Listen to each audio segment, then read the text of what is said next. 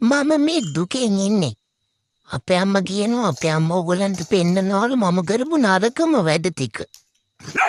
ඔයාලා ආස වෘතා වැඩ බලන්නේ විතරයි නේද? කියන්නකෝ. මේ නම් මට හොඳට මල පැනපු දවසක. මම තානියෙන් ගෙදර මුළු සෝෆෙකම කෑමා. ඊට පස්සේ අම්මගේ පැල හපලා දැම්මා මම. ඊ මං හපපු තාත්තගේ 20 වෙනි සෙරෙප්පුව. මේ දවස් අම්මාව තනියෙන් දාලා ගියා.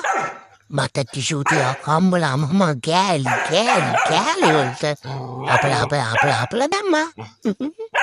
දැන් නම් මම හරිම සංවර ළමයෙක්. මම ඇත්තටම කිව්වොත් මලක්. මම දෙන දෙයක් කාලා වෙන දෙයක් බලන් ඉන්නවද? අම්මගේ මම මේ දුකෙන් ඉන්නේ. අපේ අම්මා කියනවා අපේ අම්මා ඕගොල්ලන්ට පෙන්නනවලු මම කරපු නරකම වැඩ ටික. ඔයාලා ආස වෘතා වැඩ බලන්නේ විතරයි නේද? කියන්නකෝ.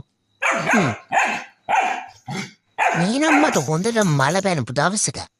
මම තානියෙන් ගෙදර මුළු සෝෆෙකම කෑමා. ඊට පස්සේ අම්මගේ පැල හපලා දැම්මා මම. ඊ මං හපපු තාත්තගේ 20 වෙනි සෙරෙප්පුව. මේ දවස් අම්මාව තනියෙන් දාලා ගියා. මට ටිෂු ටිකක් හම්බුලාම මම කෑලි වලට අපලා දැම්මා. දැන් නම් මම හරිම සංවර ළමයෙක්. මම ඇත්තටම කිව්වොත් මලක්. මම දෙන දෙයක් කාලා වෙන දෙයක් බලන් ඉන්නවද? අම්මගේ